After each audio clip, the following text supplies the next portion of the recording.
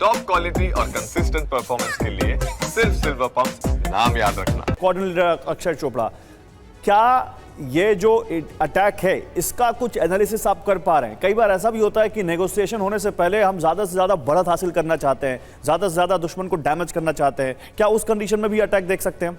बिल्कुल, आपकी जो लास्ट लाइन थी मैं उसी पे आ रहा हूं इस टाइम। हाँ।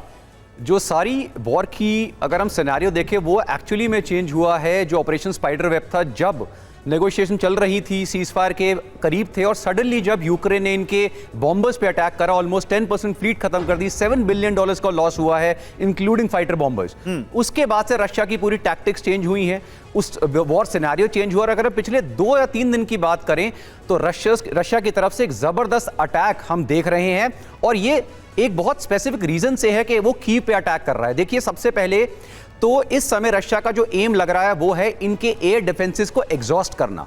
इतनी क्रिटिकल सिचुएशन में अगर अमेरिकन प्रेसिडेंट कॉल कर रहे हैं, दैट इज नॉट कि वो सिर्फ चाहेंगे कि आप सीज फायर कर दे, वो उनको भी पता है कि इस समय उनकी जो डिफेंस सिस्टम्स हैं वो एग्जॉस्ट हो रहे हैं, इंटरसेप्टर मिसाइल्स एग्जॉस्ट हो रही हैं, इवन यूरोप और यूएस दोनों की। तो वो चाहते हैं कि कुछ समय का ब्रेक मिले ताकि उसको रीफ्यूल करा जाए, दोबारा एक ब्रीदर मिले यूक्रेन को, और यहीं पे रशिया ये नहीं चाहेगा।